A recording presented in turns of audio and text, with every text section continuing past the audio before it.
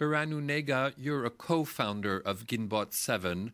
What is your reaction to the confirmation of blogger Eskinder Naga's 18-year jail sentence in Ethiopia? What happened was no surprise at all. This stuff, whatever is going on in the Ethiopian court system, is a news to foreigners. Ethiopians have stopped expecting anything from the Ethiopian judicial system. Nobody expected anything to happen on the basis of evidence. That has stopped a while ago. The Ethiopian judicial system has stopped making judgments on the basis of what the facts are. They make judgments on the basis of what the government at any particular time wants. You're saying the courts are not independent? Independent is not a term that you use to Ethiopian courts. It's a completely captured, totally useless judicial system. One of the accusations that Eskinder Nega was facing was that he was a member of your organization, that he was a member of Ginbot 7. Was he a member of Ginbot 7? I will tell you without any doubt that Eskinder has never been a member of Ginbot 7, but that has nothing to do with this hearing or with his arrest. He's arrested simply because he was writing, and he was writing things that the government doesn't like, because he was asking for freedom, he was asking for democracy, he was asking for the right of journalists to speak freely. That in Ethiopia is a crime. That in Ethiopia is what terrorism means. That is the definition of terrorism according to the Ethiopian judicial system. This is not news. This is known. What is surprising is that the West, that claims that it is interested in freedom and independence of the judiciary and things of that sort, just simply plays this charade. The West has given Eskinder Nega different awards and prizes. The Ethiopian authorities are insensitive to this man's popularity in the West? Of course, insofar as the West keeps giving them the money that they want, the West can say whatever it wants. It doesn't matter. The real issue, and the West can show its true commitment to freedom and democracy by deciding that its resources cannot be used to abuse citizens. So far as the money keeps flowing from the European Union, the United States, and other countries, then, what reason does the Ethiopian government has to change?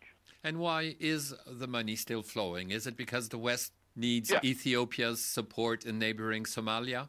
Yeah, unfortunately, that is the geostrategic consideration that primarily drives the West's foreign policy agenda, and the Ethiopian government, since Mallas, has been playing rather smartly the West's legitimate fight against terrorism as a conduit to suppress and terrorize its own population. That's what's really amazing about this, and what is sad about this. The fight against terrorism is supposedly taking place by a government that is totally terrorizing its own population. In a fight against radical terrorism that the West doesn't like, the West is, to a certain degree, supporting a government that is terrorizing its own population. That is what is sad about this whole affair.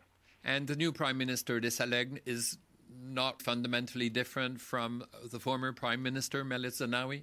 Oh, there is no way that it could be any difference. This is not about individuals. This is a government that continuously claims that it is trying to implement the vision of the former dictator. In fact, if you look over the last 6-7 months, what has been going on to the ethnic cleansing of Amharas in the Benishangul Gumuz area, the human rights suppression in Gambela that is taking place, in the Ogaden, things are getting actually significantly worse.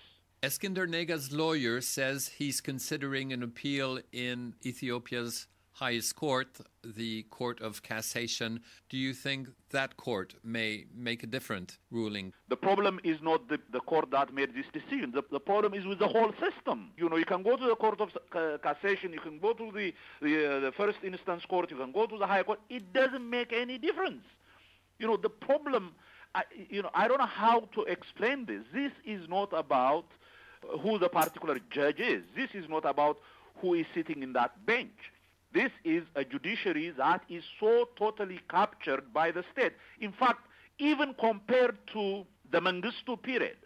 During the Mengistu dictatorship, the judicial system, I mean, the Mengistu and his cronies would take extra legal measures by not taking people to court. They never, once you go to court, there was a modicum of independence on the court, and the court would make a decision in its own. The Mengistu regime never used the courts as the instrument of repression.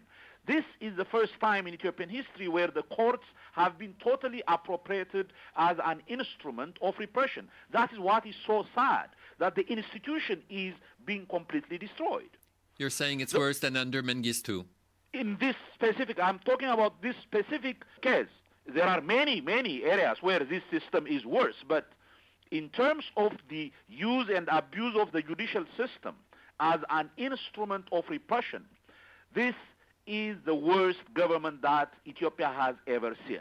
Berhanu Nega, thank you for this. You are quite welcome. Thank you.